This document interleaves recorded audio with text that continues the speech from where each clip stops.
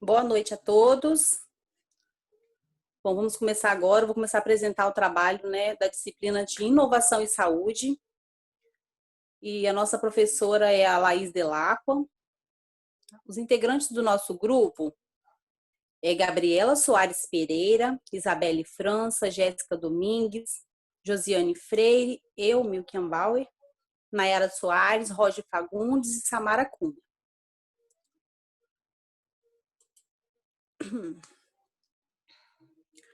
O tema do nosso trabalho é a influência dos carboidratos antes, durante e pós-treino de intensidade, de alta intensidade. Aí tem o sumário aqui, que é a introdução, objetivo geral, objetivo específico, metodologia, discussão, conclusão e referência.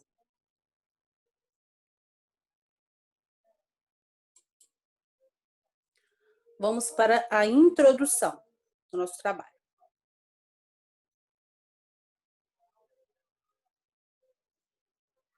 Bom,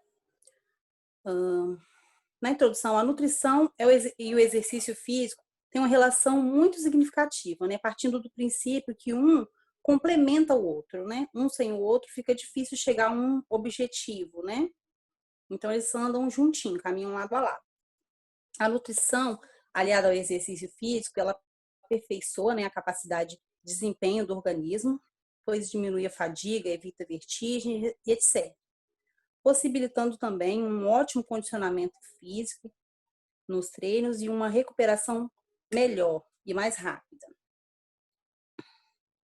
Menciona-se que a ingestão de carboidrato antes, durante e pós-treinamento de força e a associação de carboidratos e proteínas em seguida do treino possam melhorar a performance, aumentar o desenvolvimento de força e volume muscular. E partindo desse pressuposto, qual é a influência dessa estratégia nutricional no rendimento de praticantes de treinos de força e alta intensidade? Vamos para os objetivos, que é o objetivo geral e o específico. O objetivo geral é analisar como o carboidrato influencia, antes, durante e depois de um treino de alta intensidade. Os objetivos específicos carboidrato, gasto energético e consumo alimentar, dinâmica dos carboidratos com os exercícios físicos, a ingestão dos carboidratos pré, durante e pós-atividade física, uma dieta rica em carboidrato e hipertrofia muscular. Vamos para a metodologia. Metodologia, aqui não passou ainda o slide não, mas vamos lá, metodologia. Bom, esse trabalho ele foi elaborado por meio de diversas pesquisas, visando o nosso tema central, que é a influência dos carboidratos antes, durante e pós-treino de alta intensidade. Foi elaborado por estudantes do curso de nutrição. Nessa pesquisa, usou-se sites, artigos científicos, revistas e livros. A base da aplicação dessa pesquisa teve como fonte de dados de plataformas digitais, sites, artigos científicos e revistas.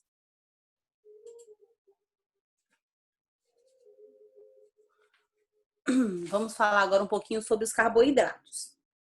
Os carboidratos, eles são fonte de energia para o nosso organismo. Durante a sua digestão, é gerada a glicose, que é a principal fonte de energia para as células do nosso corpo. São substâncias orgânicas mais abundantes na Terra e representam diversas funções em todos os seres vivos. São compostos de carbono, hidrogênio e oxigênio.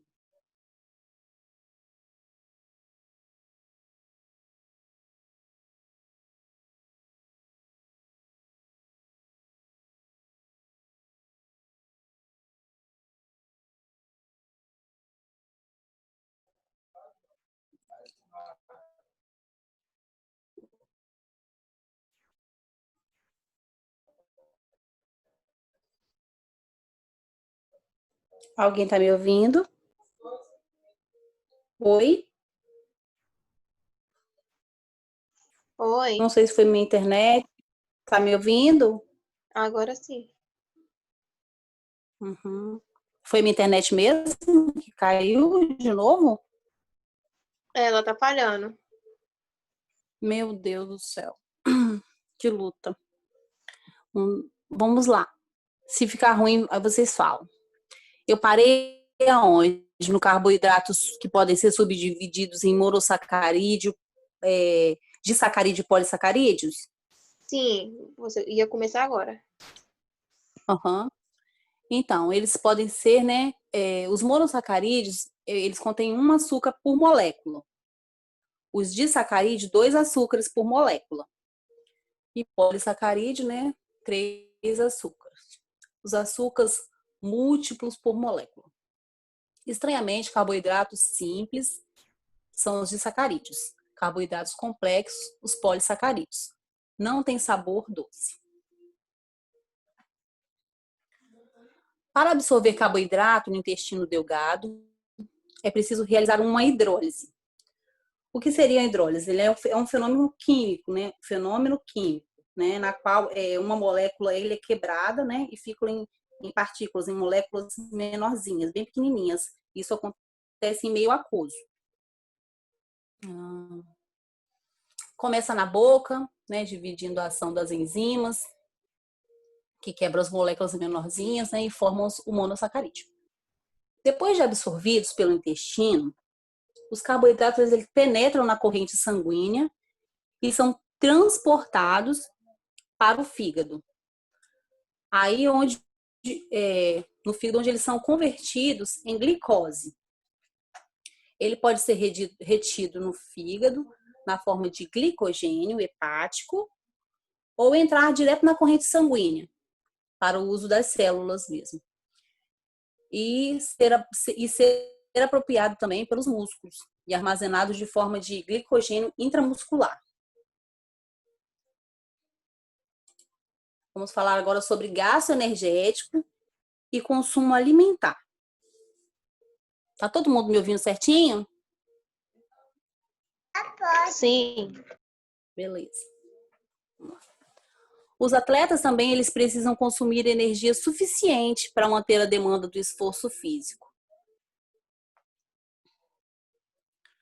O substrato energético utilizado pelo organismo dependerá da natureza, intensidade e duração do movimento, consumo de alimentos, ambiente em que é realizado, os vários fatores pessoais como idade, sexo, peso, composição corporal, os principais tipos de fibras musculares, status de treinamento e capacidade técnica.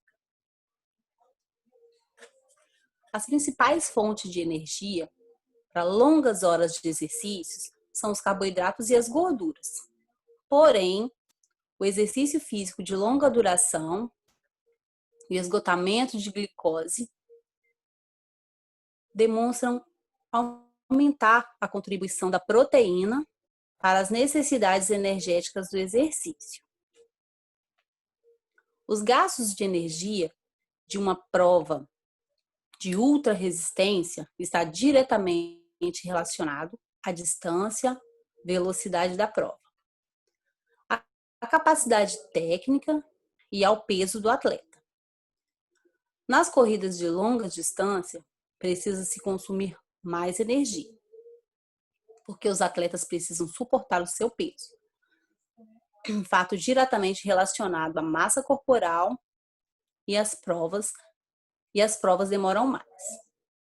No caso, o atleta ele tem que ser analisado como um indivíduo só. Não dá para você falar que tem a quantidade de um carboidrato para passar essa mesma receitinha para uma outra pessoa. Aqui está falando sobre peso corporal, está falando sobre idade, sobre todos os fatores que influenciam. Que aí, no caso, esse indivíduo tem que ser tratado como uma pessoa individual mesmo. Não dá para fazer essa alimentação no coletivo, né? Tem que ser, cada ser humano é um ser humano, cada um tem o seu peso, cada um tem a sua limitação. Então, basicamente sobre isso que está falando aqui. Agora vai falar sobre. Agora é com você, Isabel. Sim. Dinâmica dos carboidratos com o exercício físico. Durante o descanso, a gordura é a principal fonte de energia em exercícios leves a moderados. A gordura é responsável por cerca de 50 a 70% da necessidade de energia e os 30 a 50% restante recebem prioridades ao carboidrato. Nos exercícios de alta intensidade e de curta duração, treinamento de força de 10 metros de corrida e exercícios de longa distância, maratona, triatlo, ciclismo. O glicogênio muscular é a principal fonte de energia, seguido pelo glicogênio hepático, mas a longo prazo. Uma dieta sem carboidratos consome rapidamente glicogênio muscular e hepático e tem um efeito profundo na função física de exercício, extenuantes ou prolongados. Os carboidratos armazenados na forma de músculo, glicogênio hepático e açúcar no sangue são usados pelos músculos como principal fonte de combustível no exercícios aeróbicos e anaeróbicos. Nessa parte, podemos entender, eu vou fazer mais ou menos um resuminho dessa parte. A maioria dos atletas costuma apresentar, em primeiro lugar, fadiga muscular local. Dependendo da intensidade e duração de exercícios, indica-se utilização do carboidrato durante o exercício na proporção aproximada de 30 a 60 gramas, com o intuito de poupar o glicogênio, adiando a fadiga muscular. Os carboidratos são os principais nutrientes que fornecem energia ao organismo. Tá. A ingestão de carboidratos pré-atividade física. Antes do treino, uma refeição ou lanche deve fornecer água suficiente para mantê-lo hidratado. O teor de gordura e fibra é relativamente baixo para promover o esvaziamento gástrico e minimizar a pressão gastrointestinal. O teor de carboidratos é relativamente alto para manter o açúcar no sangue na maior extensão possível. Por isso que a alimentação antes do treino ou competição deve acontecer entre 3 a 4 horas antes do início da atividade. A alimentação deve sempre ocorrer antes do início da atividade, com a quantidade reduzida de gorduras e fibras, para facilitar a ingestão e não causar desconforto durante a atividade. A alimentação tem que ser moderada em proteínas e repleta de carboidratos, para fornecer energia. Seguindo ali no slide. Sobre a ingestão de carboidratos antes do exercício, é um momento que não pode ser ignorado antes disso. Portanto, devem-se tomar extremo cuidado para consumir alimento à base de glicose aproximadamente 30 a 60 minutos antes de realizar o trabalho manual, pois isso pode levar a hiperinsulinemia. Não sei falar direito isso não. A diminuição diminuir a concentração de glicose no sangue e de ácidos graxos livres, AGL. Existe evidência de que, independente do efeito no armazenamento de glicogênio muscular, a ingestão de carboidratos antes e durante o treino urgente é benéfica ao exercício. E ingestão de carboidrato durante a atividade física. No exercício, é importante absorver rapidamente a ingestão de carboidratos para manter a concentração de açúcar no sangue, especialmente sobre esforços de longo prazo. Nesse momento, a deposição de carboidratos endógenos tende a significativamente reduzida, o que é muito importante. Apesar de todas essas evidências, muitos estudos mostram que a suplementação de carboidratos pode melhorar significativamente a função física, apenas durante os esforços extremamente longos, como assim mais de 2 horas. A reserva de glicogênio muscular é a principal fonte de glicose para o exercício. Quando a reserva é baixa, a capacidade do praticante de manter o exercício será reduzida. O consumo de glicogênio pode ser um processo gradual e após vários dias de treino intenso. Essas reservas não podem ser adequadamente substituídas. Por isso que eu vou falar um pouquinho aqui. Nos primeiros estágios dos exercícios, a maior parte da energia obtida dos carboidratos deriva do glicogênio muscular. À medida que o exercício prossegue, a utilização do glicogênio muscular diminui, contribuindo menos para necessidades de carboidrato durante o exercício. A redução de dependente de glicogênio muscular é compensada por uma maior dependência de glicemia. Voltar. A redução de dependência do glicemia. Vou voltar de novo. A redução de dependência da glicogênio muscular é compensada por uma maior dependência de glicemia para obter de energia proveniente dos carboidratos.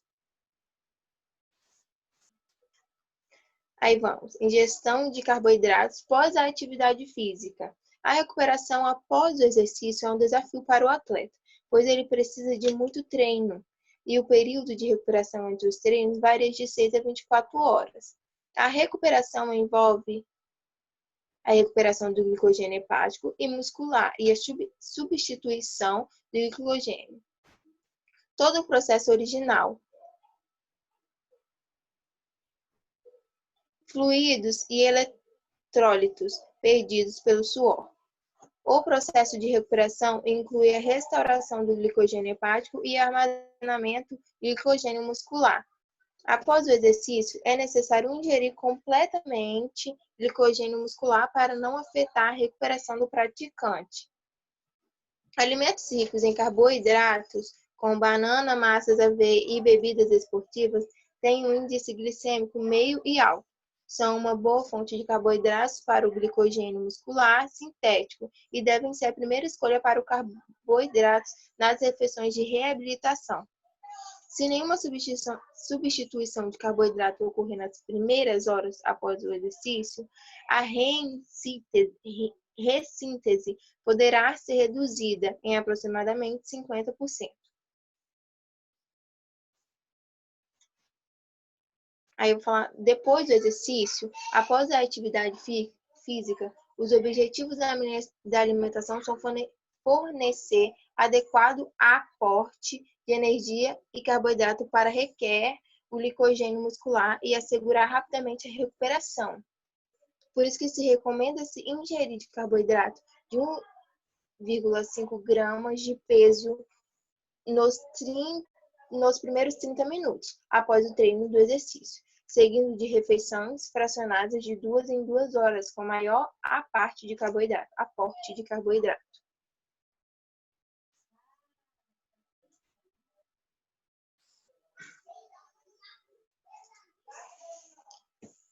Conclusão.